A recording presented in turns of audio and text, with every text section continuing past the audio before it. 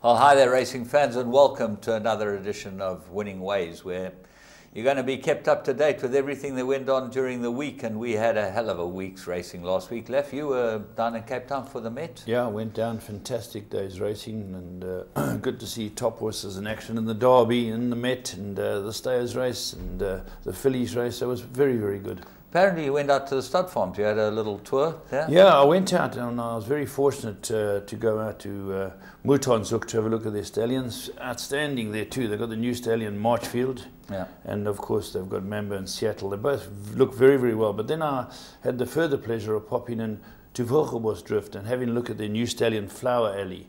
And he's a distorted human. He's absolutely, a very nice horse, and he's already thrown the Preakness winner. I'll have another, you know. Yeah. So this is a serious horse. But what amazed me about the lot was having a look at soft falling range. I remember when he raced. I remember I took him on with Love Struck one day. I thought we could beat him, and he was just a superior racehorse. But looking at him now, whoa, he's let down into a beautiful stallion. So the four stallions I looked at, I was extremely impressed. One of the real pleasures in life, isn't it? Yeah. Going out to see the stud farms, and you know they post all these beautiful pictures of the babies and whatever. Shall we go and have a look and see what Wilgebosdrift's foals look like? Let's go and have a look at them.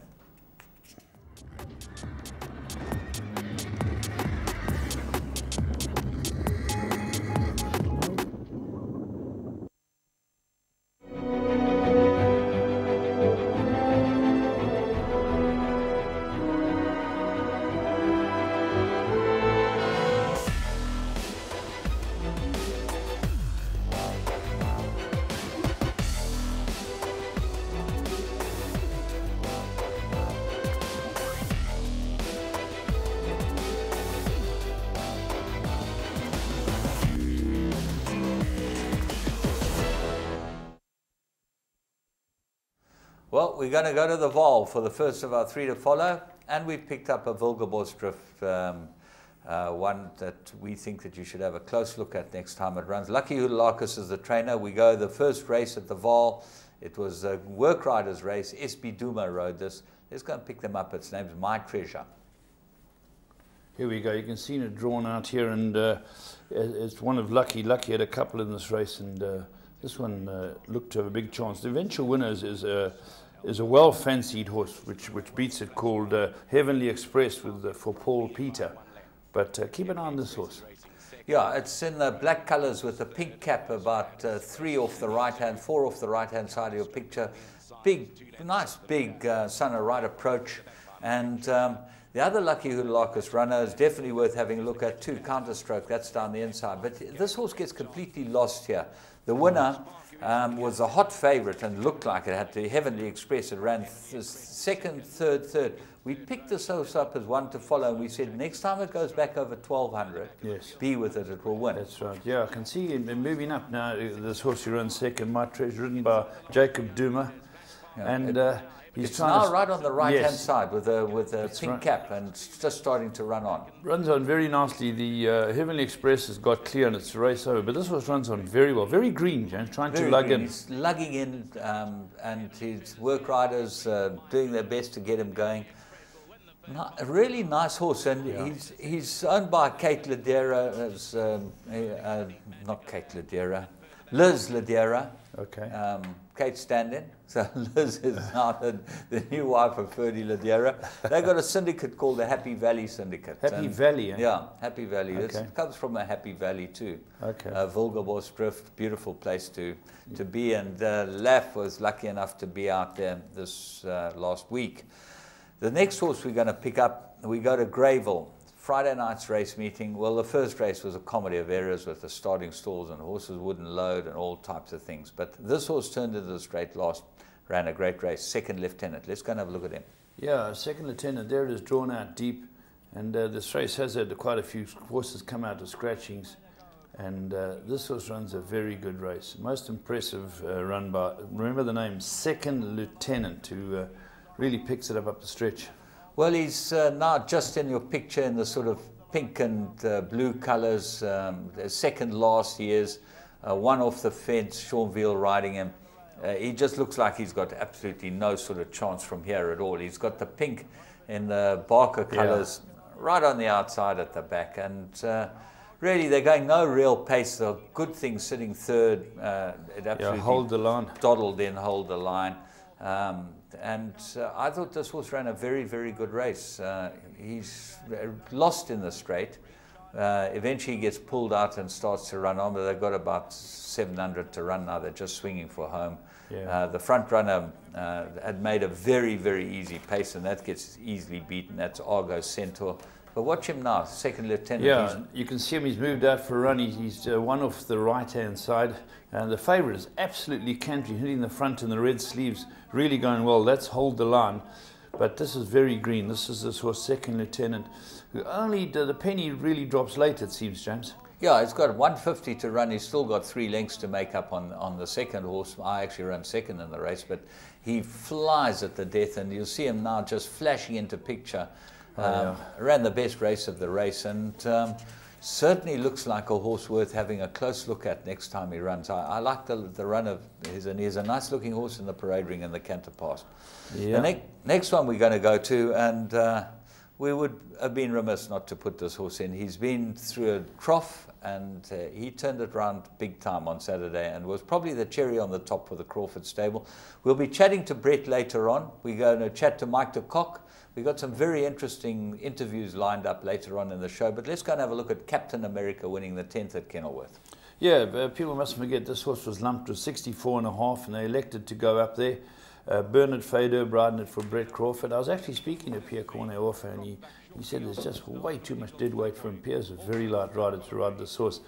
And Bernard had won on Futura, and this was very impressive, James, because Bernard's allowed him to run up there. He's a big stride, and he's a very big captain, Al.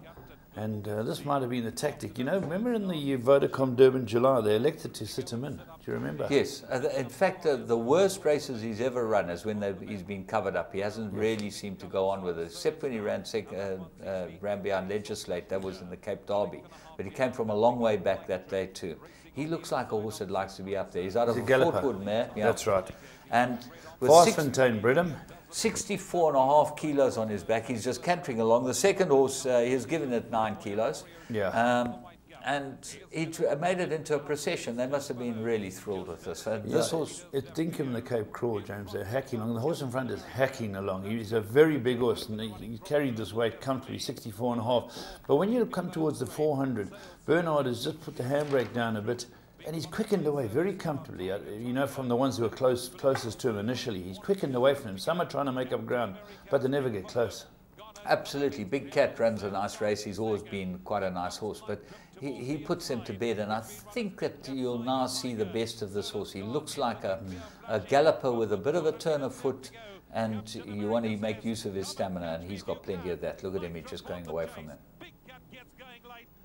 Yeah, wins very, very easily. Very impressive. Keep an eye on that. It was Captain America on his way back. A word on the ground is, James, he might be embarking on a race up in Gauteng. That's what I heard down there. Well, it's fun because the Cape boys are spreading their wings, and they're going to Johannesburg, and I hear there are a couple of them going to have their satellite yards in Johannesburg and raid Durban for the season from Johannesburg. Good for them. So it makes for very good racing. Absolutely. Their Blast from the Past, which is coming up, is going to be very interesting. We were lucky enough to get a whole lot of races from Byron Foster, who was your assistant. His dad downloaded all these races. Yeah, his dad and I played football together, Johnny. Yeah. And Johnny's been horse mad all his life, and that's where Byron got it from. So they've got all these old footage. Which I think is phenomenal, and you know, we can't get, there are no archives of these. We haven't got any archives here in Gold Circle, so we're going to show it. The quality might be not that great, but you'll remember Resfo winning the Cape Derby. Let's go and have a look.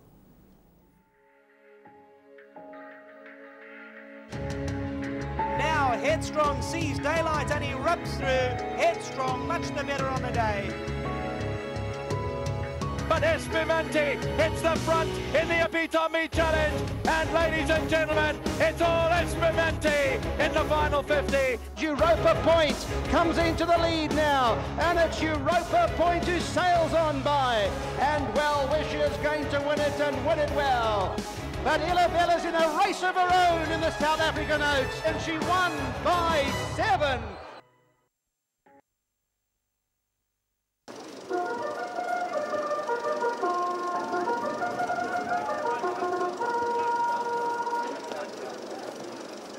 Prospect facing up, seat the lineup for the Derby. They're all set, ready to race at the 2000. Gates are open, runners fired on their way to a nice level beginning. North by Northwest responds quickly, goes up to lead. Stable companion Keenan Gold along the inside. Ferraris going out 1-2 from Great World racing up on the far side. My Russian King is just in behind these. Peachum is down at the rail and Mountain Lion is racing about 5 lengths off them. Top Copy is on the move, going past runners on the far side to get a better position, and then it's Alves Dancer 5 lengths off them. Mountain Lion and Killer Lima are just in behind these, with Parisian Tango moving past runners up on the outside. Suave Prospect races in behind these with fair tempo. They 8-9 lengths off them. Stanford Park is in behind these, easily a dozen lengths off the leader. Operation Eagle is racing just in behind that one. Well judged. Southern Sound further back. Mr. Hunk is the trailer. They strung out. He's easily 30 lengths off this leader. Great World has now gone off to lead them in the Derby and opened up in front to lead it now by 4 to Keenan Gold racing in second. Top Carpy races just in behind that one in third. North by Northwest is further back. My Russian King in behind that. Shah Star is racing back 7 lengths off this leader. Peachum's along his inside. They followed further back by Mountain Lion, Parisian Tango and Killer Lima's 3 deep along their outside. Homeward bound in the Derby, just over 600 metres left to go, and Great World's out where he likes to be, has the lead by 4. Keeneland Gold is in behind that one. Top Copy in the white cap. North by Northwest is starting to close in with My Russian King, and Shah Star's got running in him in the centre. He's starting to come on nicely. They come down to the final 400. Great World and Michael Roberts out in front in the Derby. North by Northwest and Shah Star are doing the chasing. Stanford Park has taken off up on the outside too. A great race in prospect. Shah Star, Great World down at the rail being kept running, but Shah Star is claiming the advantage close home, and Shah Star goes on to land the Derby. Great World came in second. In behind that North by Northwest. Stanford Park behind that well judged. Then came Mountain Lion, Parisian Tango. Well, there we go. That wasn't Resfa. That was Shah Star. We had a couple of them on the tape, and obviously Spielberg didn't get it quite right, which one was which. But yeah, but James, sure, I remember that race like it was yesterday. Funny, great to see the old horses. Shah Star, I think he ran third in the Vodacom, or the Rothmans, what it was called at that stage. North by Northwest, you know. A very good horse. Great World was a very good front runner. Ricky Maynard, I think, trained the winner. Yeah, definitely. And I think he had Great World at some stage too. Yeah, he certainly did. He did, yeah. So it was a good race from Ricky, who was at the Met. Yeah.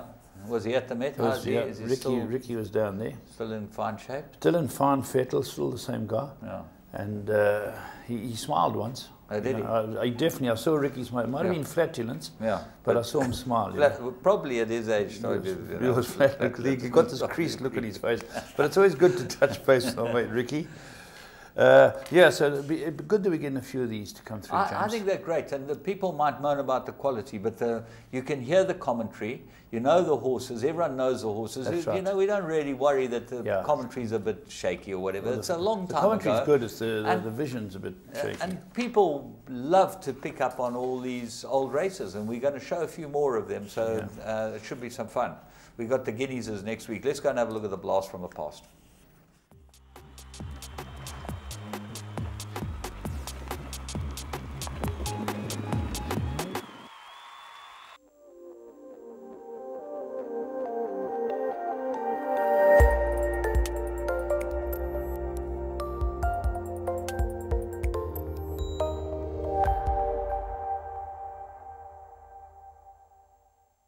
Princess Royal and Joe's Bond racing behind that, but Buckinghamshire has the advantage. They come down to the final 200. 7th playing, trying hard along the inside. Buckinghamshire in front. 7th playing, trying to cut back the deficit, but still has half a length to make up. It's Buckinghamshire in front, and that's where he's going to stay. Buckinghamshire goes on to beat 7th playing. In behind that, Ernie kicked on well. Princess Royal was further back in running. Joe's Bond behind that. They were then followed by Wafi.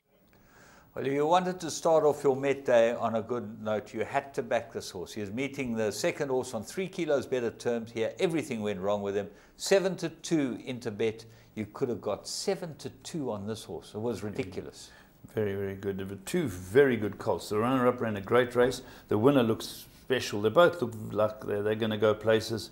And even the third horse, Ernie, the fastest milkman in town, ran on well. Yeah, certainly the fastest milkman in town, because all the other milkmen ran behind him. A long way behind. Long way behind, yeah. Walter trained. But Buckinghamshire looks, well, both them and Seventh Plane look like very nice horses. He still had to be, the Interbet was the place to get the price, and what a price it was. Let's move on. We've got a lot under current affairs, and we'll be finishing current affairs off with a chat to Mike de Kock.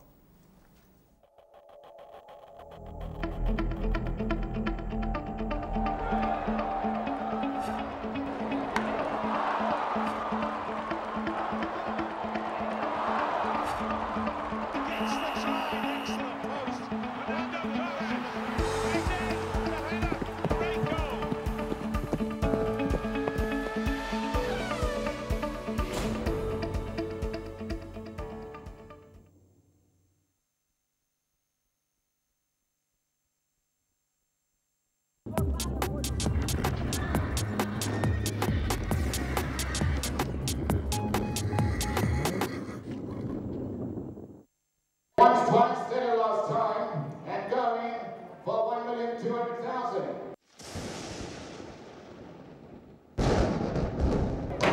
Sold for 1,200,000.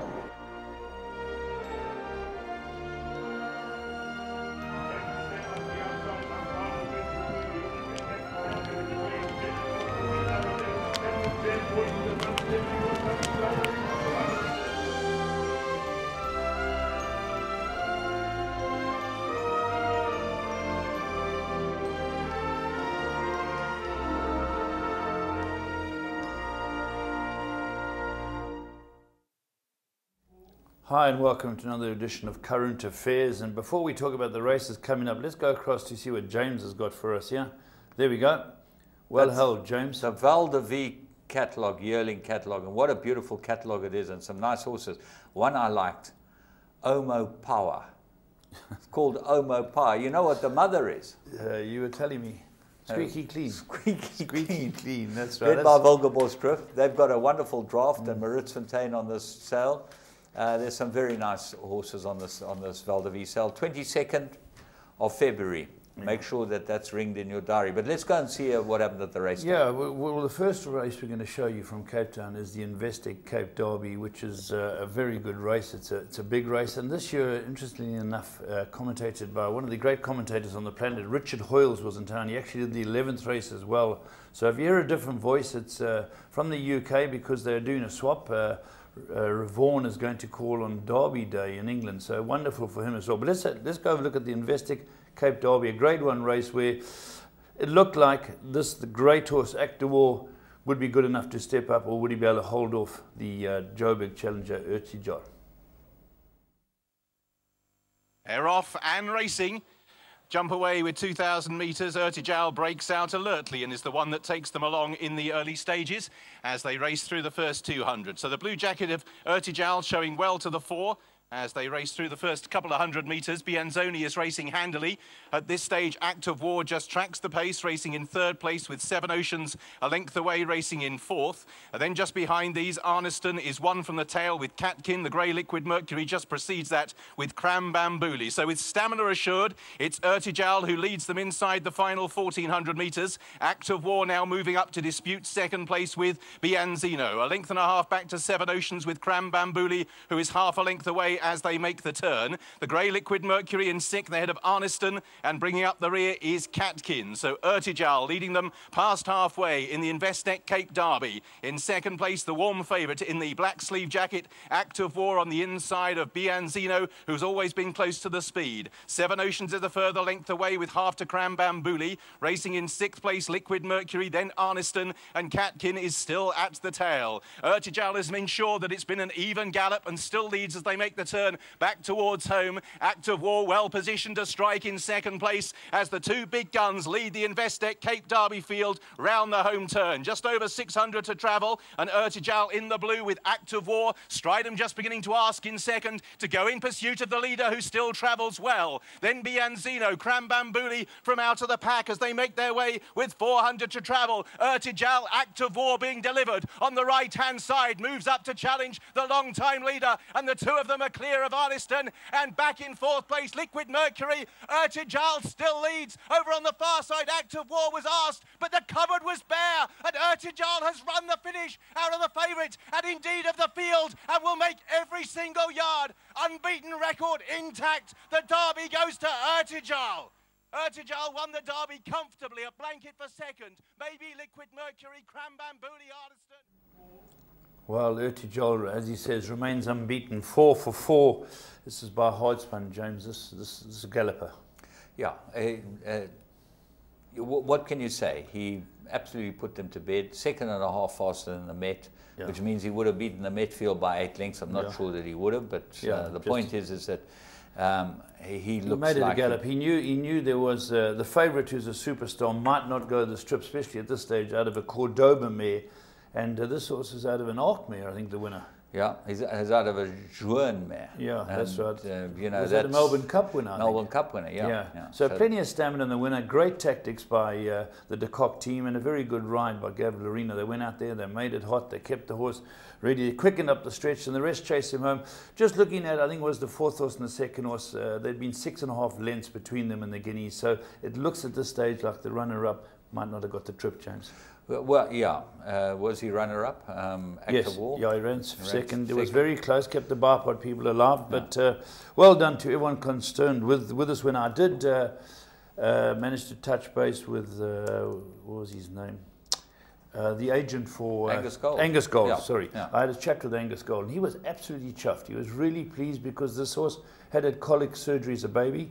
They thought they might lose the horse, and he's come through. And he's bred by them, by Shadwell. You know, it's just fantastic the amount of money and effort and time they put into our racing, and they don't get much back from it. But to win a Vestec Derby really is a great This thing. horse has got international career written all over. Yeah, I would think so.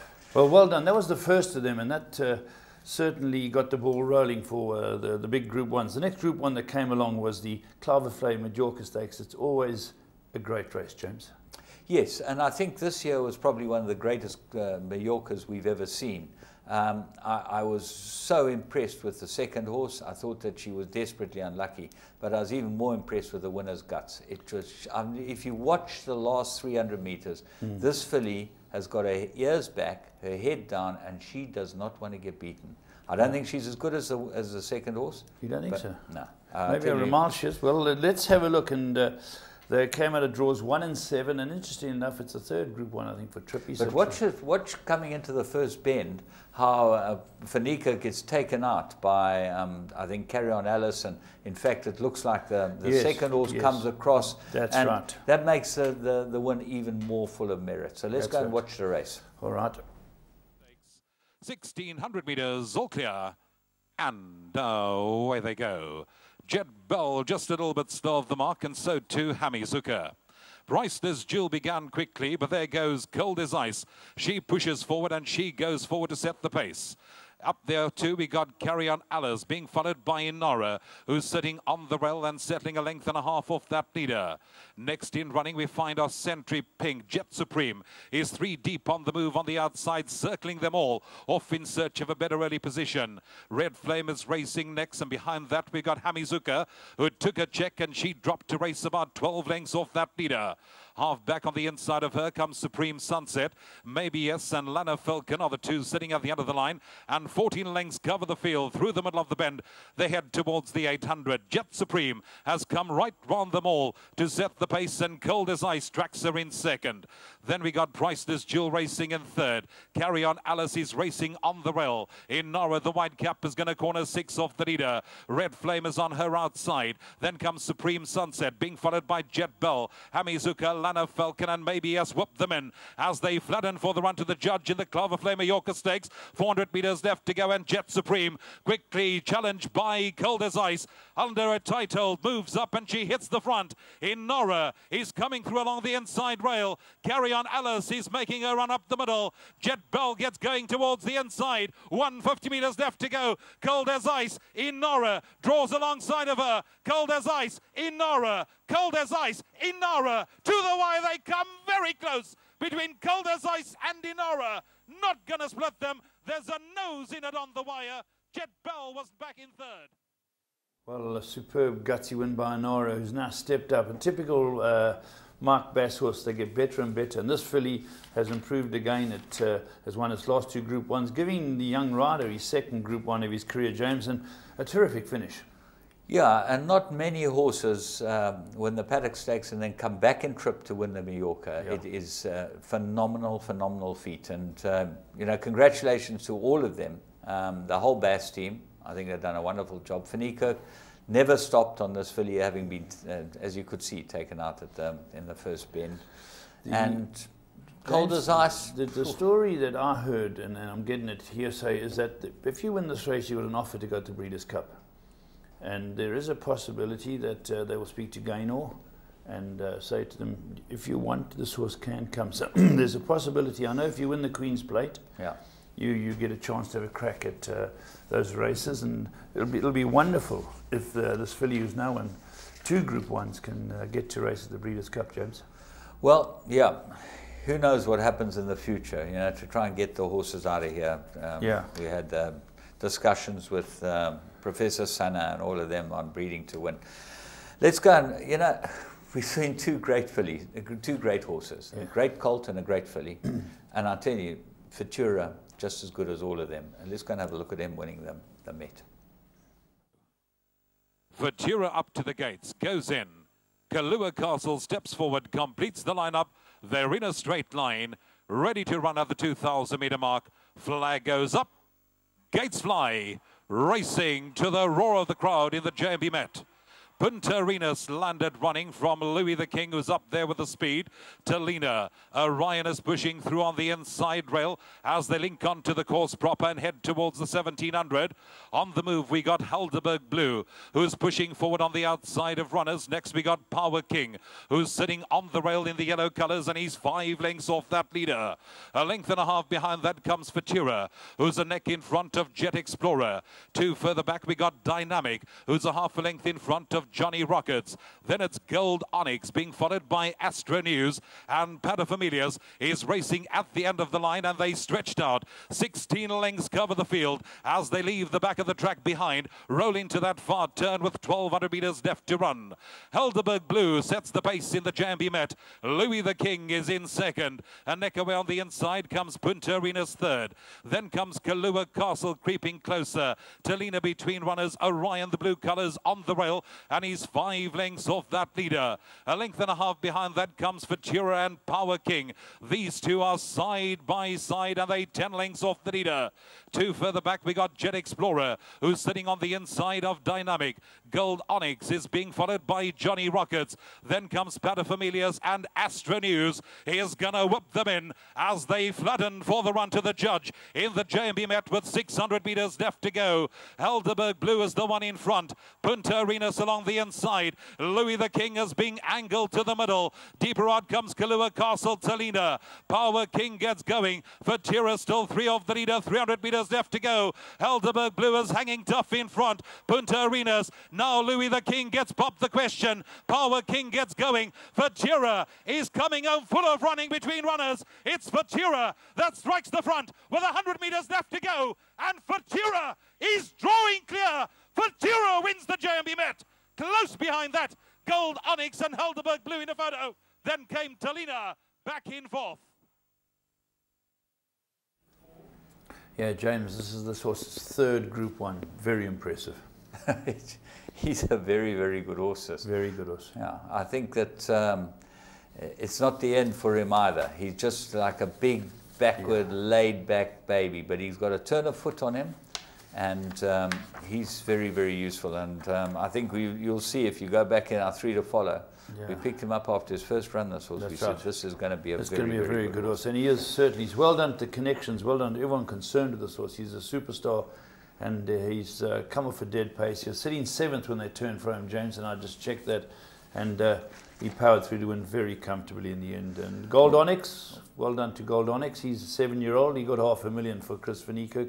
And of course, Helderberg Blue, the front runner from a deep draw, as well as Gold Onyx, a very good 3rd. Yeah, we'll be chatting to Brett Crawford in your call, which will be in about 5-10 minutes' time, because we've got an interview with Mike de Kock coming up. But firstly, we're going to have a quick look at the stayers. which Mike won with Kingston Mines, or Archie Penko, and then we're going to be going to Mike de Kock. Time in 4th position. He is 3 lengths off the leader.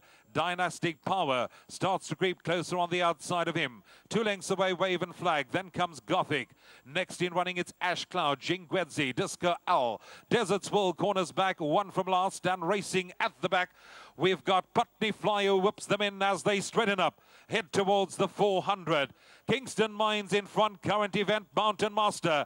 They're making it a sprint for the line. Down the inside of that lot, we've got Wave and Flag. Dynastic Power is into the clear up the outside, and so too Ash Cloud. They fanned right across the track. Kingston Mine, he's found a little. Cold Train is coming through along the inside. Up the outside, Dynastic Power. Jingwedzi gets going. Kingston Mine is hanging tough in front. Jingwedzi is flying. They hit the line, Kingston Mines. Kingston Mines has won it. Close behind that, Cold Train and Jingwedzi. Successful day for Team de Kock. Having taken the Derby, they took this Group 2 as well. The JMB Met Stayers, sorry, Jet Stayers, I think it is, or Met Stayers, but what? Jet Stayers. Is it the Jet? JMB Jet. It's a hell of a product. That new drink. No, it's been around a long time. It's a jet black one. Okay. Yeah, they got a new yellow one, which I think is the lemon or something they call it. You know, all right. Well, that's great gold too. Or something. They were handing them out like flat out. Everyone was. James, the guys who owned Archie Penko, the side of Kingston Mines, all were told to stay on this horse. So they were very excited, and well done to this horse. This is a good staying type, James. I thought it was very impressive. He's a horse that's just looked like he's taken a bit of time to find himself. Yeah. But to go down and win this race from the front in the Cape, you know, it's interesting, Mike de Kock. I always say he gets his horses fitter than anyone else. Well, you see, he's taking 2 down. They say you can't win in front in the Cape. Both of them went to the front and won. Both went to the front. They both went down because of these problems with quarantine. Quarantine, they managed to go down early. But anyway, well done to everyone concerned with that, and a great day for Michael.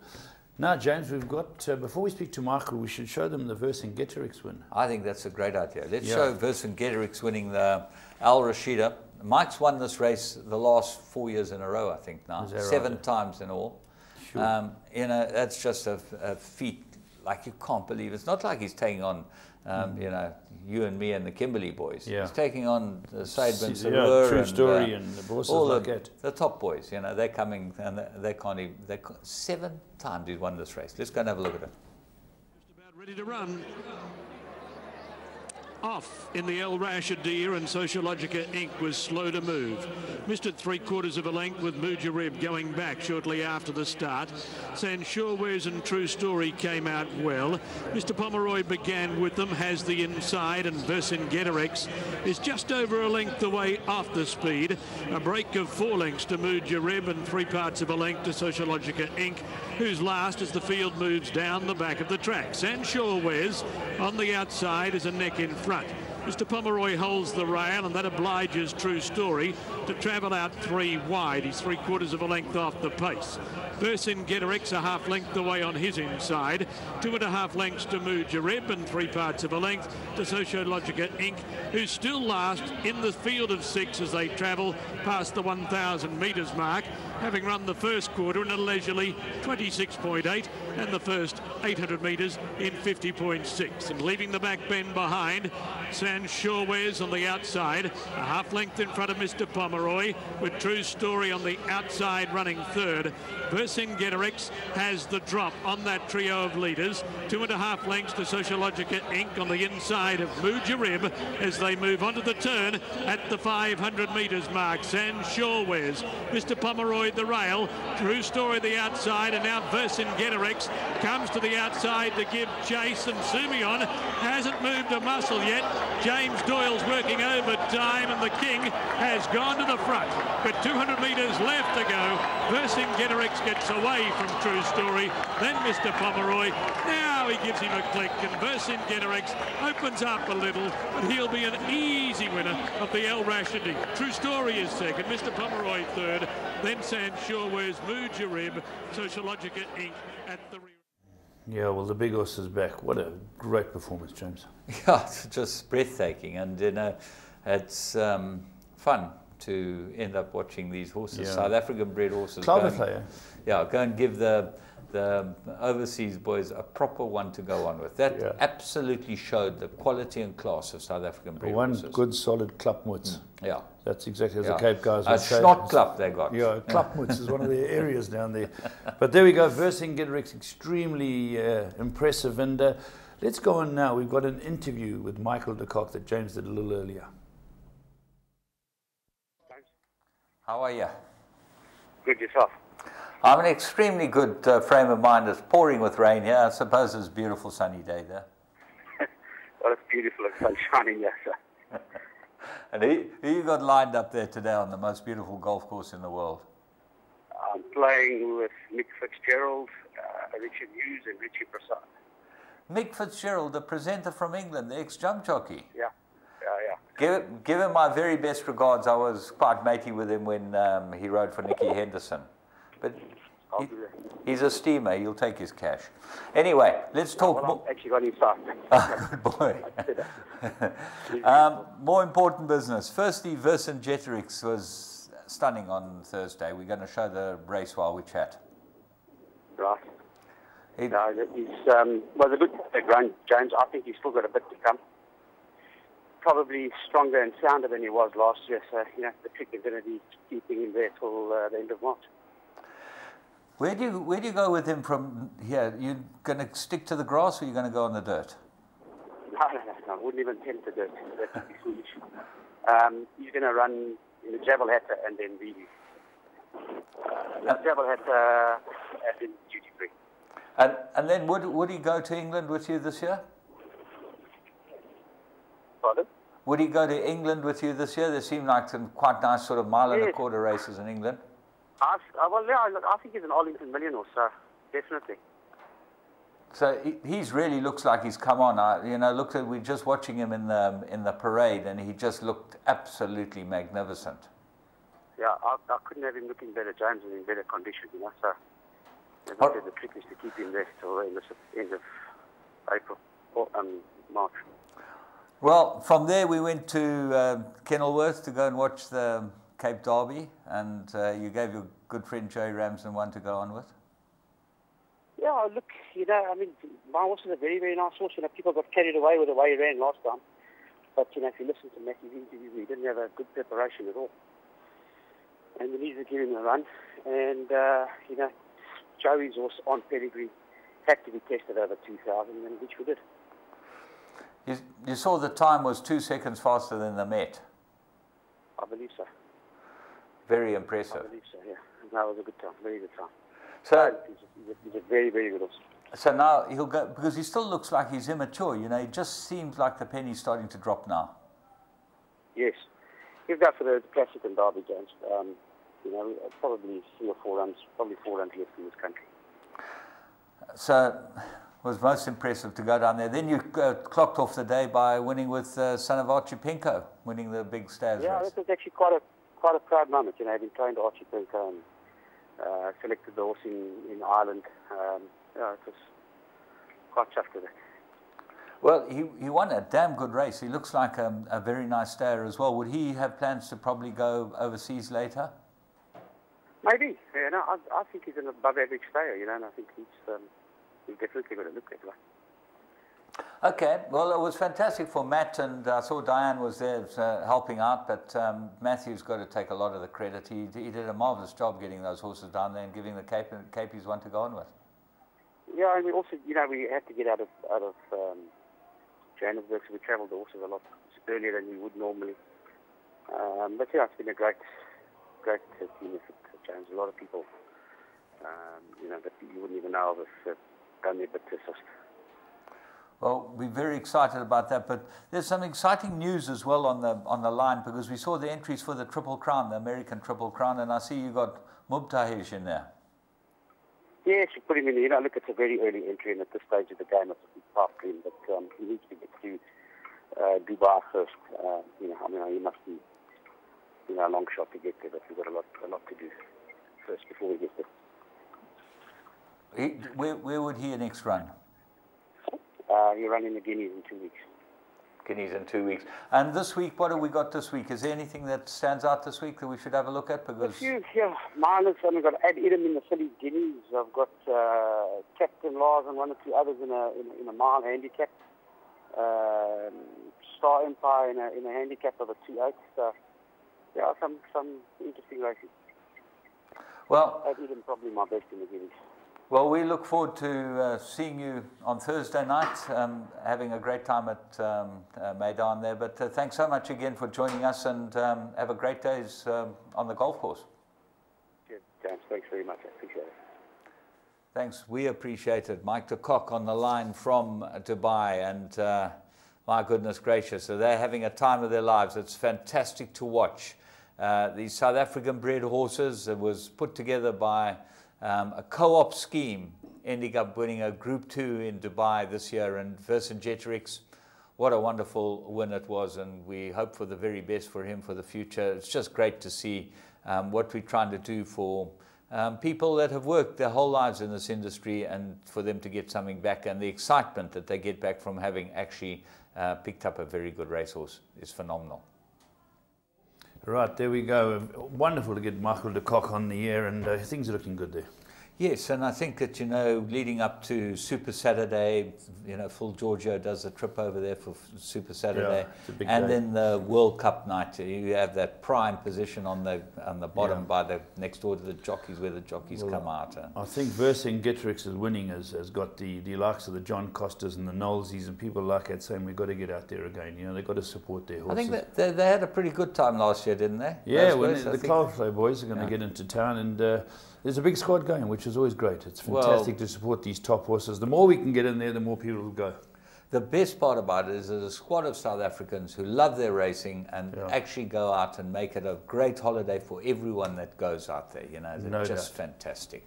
So if you'd like to get involved there, let's go travel. They're the people to get hold of. Phil Giorgio, he'll put you in the right place at the right time. We're going to go and have a look at, we're going to actually go and have a listen to the champion Cape trainer, Elect. Brett, Big Brett. Let's go and see him in York. And going for 1,200,000.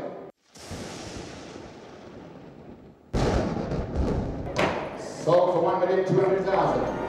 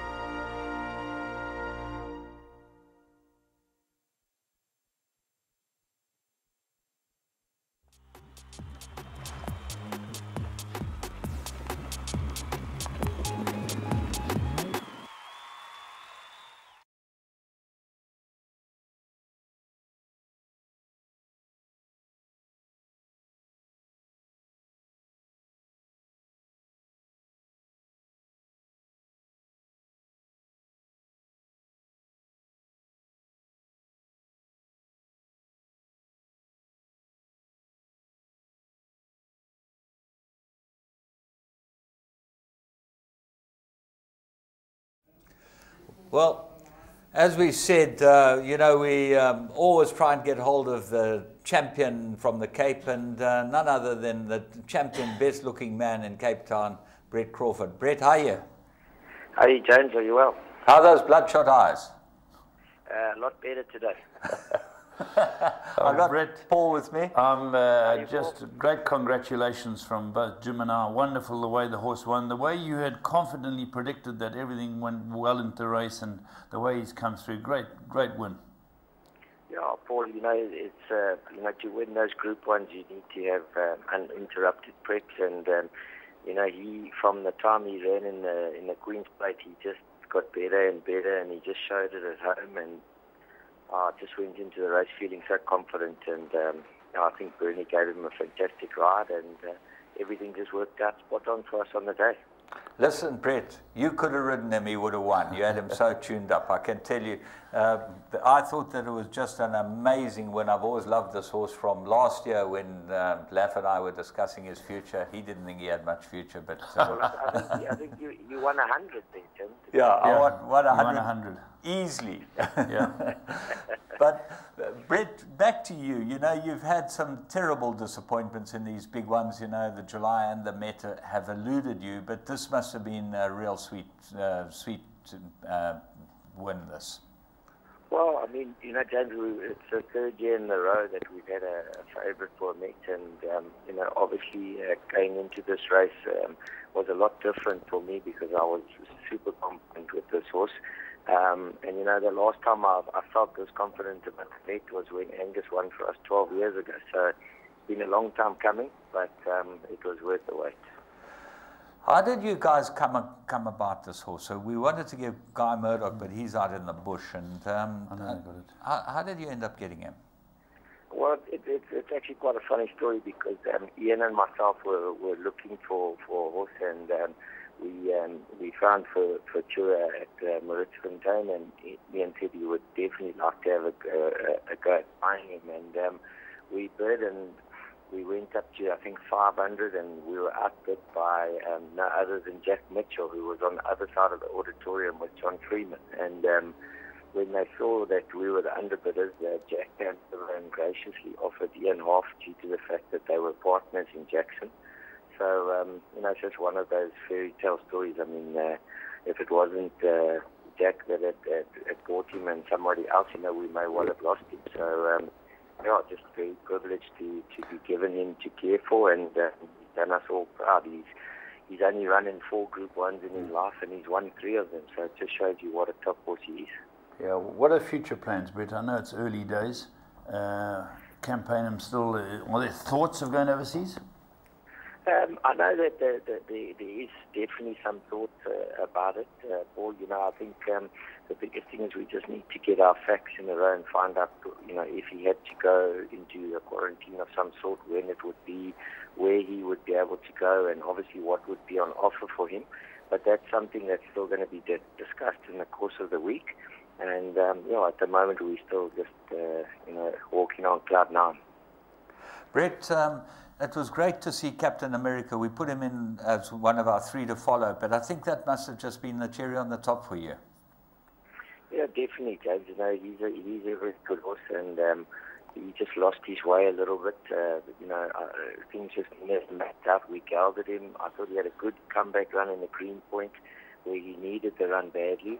And then his next start, you know, we opted to drop him in and settle him, which he did do, but they went so slow that they outsprinted him. So we went back to basics. We took all the headgear off, and we let him run in the manner that he's accustomed to, and it worked. And it was really nice to see him win because he hasn't won for close on a year. So the Nagels and the Kings and the Sherrills were over the moon, and it was just nice to see him back, and I'm sure that's going to boost his confidence. Yeah, wonderful, wonderful. Really great news, Brett, and we wish you everything the best with these big horses, and hopefully we'll see them up here in KZN for the season, and of course for the Vodacom Durban July. Yeah, Brett, now listen, just from me, the last word. You've now got a bit of cash. You can bring some up and play golf against us, because you know, that Longmore, he's been missing as well. And he said that it's because he's had so many favourites beaten in all these Group 1s, he hasn't had cash, but now he's out of it. You know, James, I've got a client, he keeps telling me, he says, as long as I'm playing bad golf, he says, the horses are winning. He says he gets worried when I start playing decent golf. So I think your money's safe.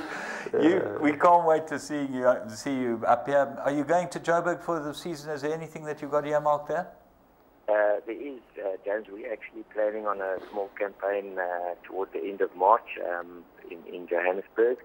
So we're thinking of taking Captain America for the horse Chestnut. Lovely. Thanks very much, Brett, and everything of the best, and thanks very much for talking to us.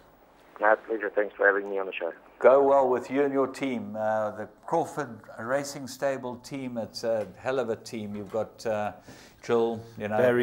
Barry's you've different got class. The Bone Barry, he's there, you know.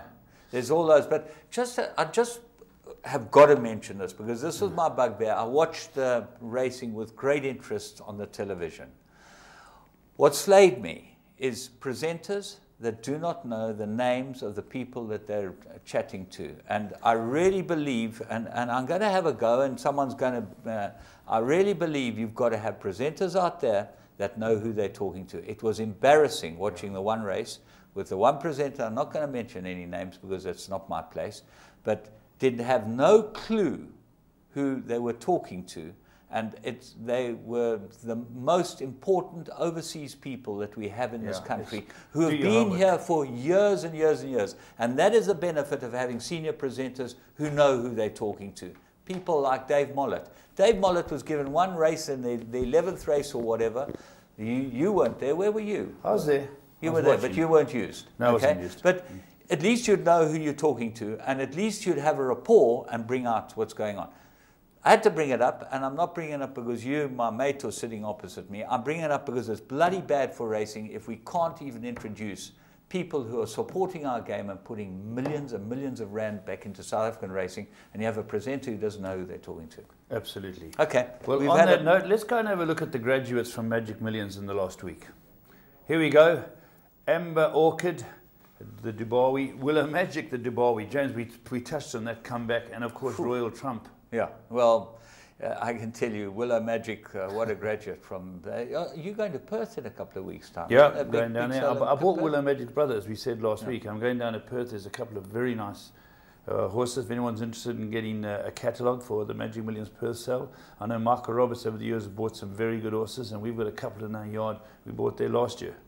Right, well, we're going to move on and go and have a look at the Gold Circle insert, and it's a very good insert on all types of things that are happening here in Gold Circle country, especially with the horse care unit.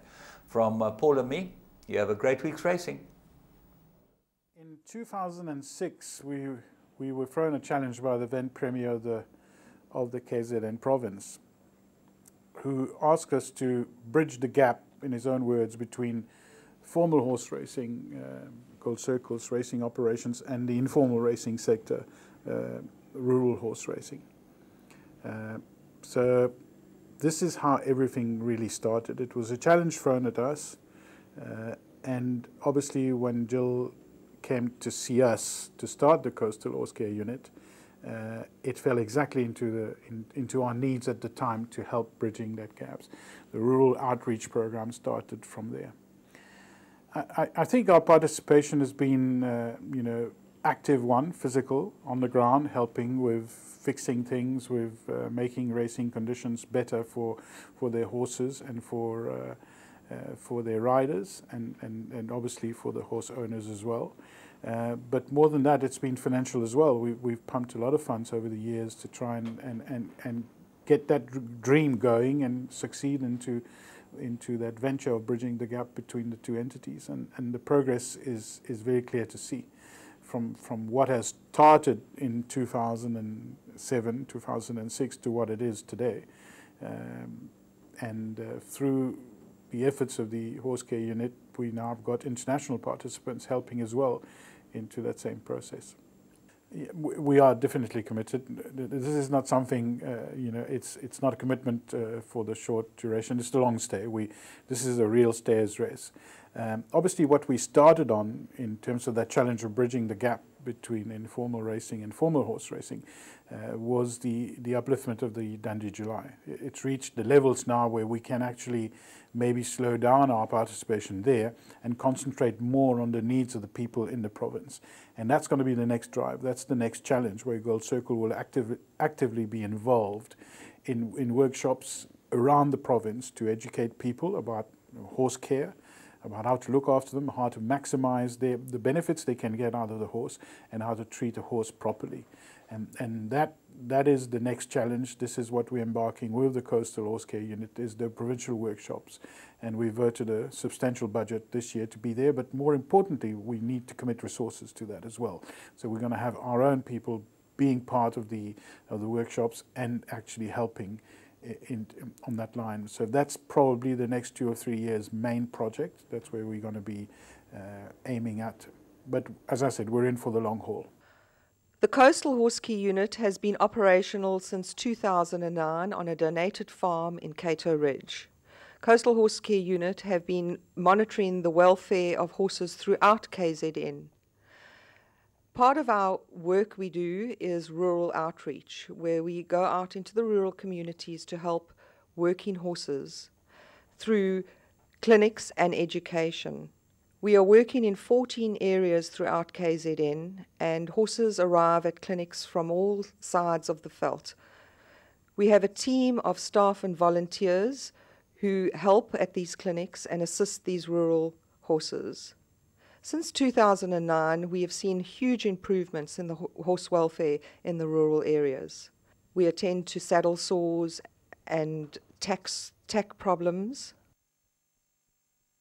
We dip, we deworm and inoculate the horses,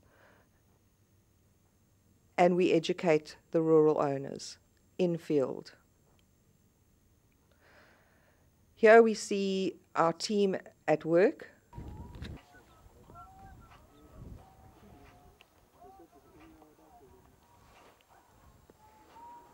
Luqala ngalo leli yabathi tende brush le leli bese kuba ipoti brush ukuthi ususa ngayo idust lesuke ikhishwa ileli brush la emzimbeni yakhe asibrush ngokuthi siyale leli ubrush kungona nje bo round kahle ngalo usiqinisa ukubeka bese liyahamba. Some of these horses are used for rural traditional horse racing, namely the Dundee July, the Harry Gwala Summer Cup, and Zweli Mkhize's race in Willowfontein, just outside Maritzburg. These horses that are used for racing, we can clearly see are better looked after, and the owners care for them and feed them. And we are trying to get all the owners that have working horses to also take this type of care for their horses. We are finding quite a few wounds in the rural areas which we need to treat, and part of our program is also to educate the rural owners to assist and help their horses themselves. We are currently in the process of working with the World Horse Welfare, which is an international welfare organization from the UK, who are going to be assisting us with education of rural people in various disciplines, namely farriery, saddlery and saddle making, bridle making, and then general horsemanship and wound care and treatment of horses. This education program we're hoping to start in the middle of 2015, and we are in the process of developing our training centre and building our training centre where we can educate these people officially and formally. The Coastal Horse Care Unit have gone out into all these areas that we are working in and done a huge amount of research into the problems experienced by these rural horse owners. And we are now formulating a plan of addressing those problems, not only for the rural owners, but also to educate our staff as to the problems that we are experiencing in these rural areas. Good boy,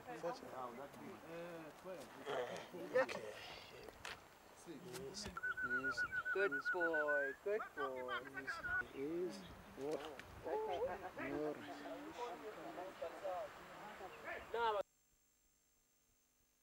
These horses are used for long periods of time, and sometimes riding these horses bareback causes wounds on the back. So we are going to be training these rural people to make saddles so that they can have a clearance of the spine when riding these horses in stock control and transport and whatever they're using them for. The coastal team documents every single horse that they treat. They take down the horses' names, the owners' names, and any information about the horse, whether it has wounds, the age of the horse, the height, the colour, and this information gets put onto a database. The Coastal Horse Care Unit identifies a key person in these areas who we communicate with, and they inform all the rural people in that particular area of a coming clinic, and then the people arrive. We are unsure when we attend these clinics how many horses we're going to be seen on the day. Sometimes it's way more than what we are expecting, over 100 at a time. And that is why we need volunteers and supporters to assist us in helping these horses. Farrier and care of the horses' feet is a huge problem in these rural areas, and we are putting in a program now to train rural people in dealing with the horses' feet through our training centre, which is going to be based on the farm in Cato Ridge.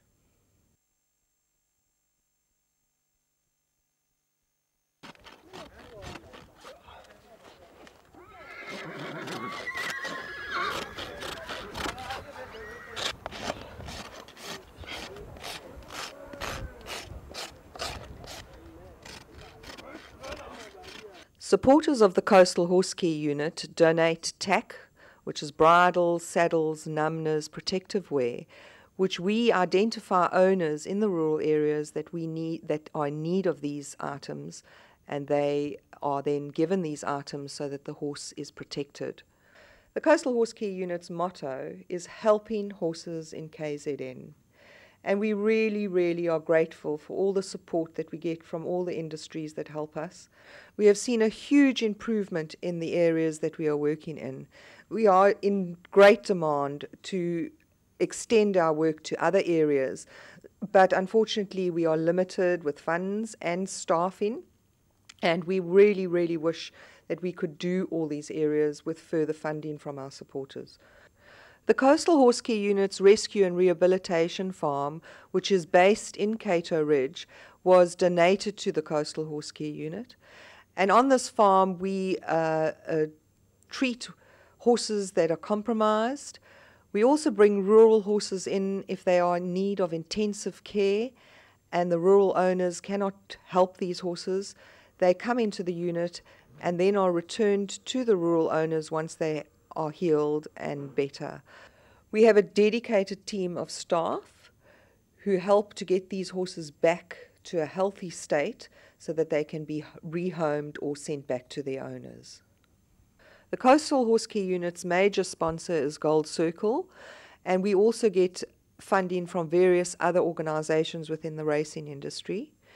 We have funding from National Horse Trust, and we are also getting funding now for the rural outreach and our training, once our training centre is up and running, from the World Horse Welfare, which is an international welfare organisation.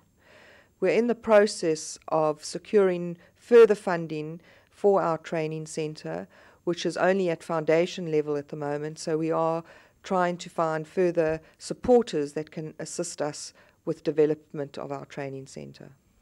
We really appreciate the help that we get from all our supporters, and we hope that this can continue so that we can continue to do and help the horses in KZN.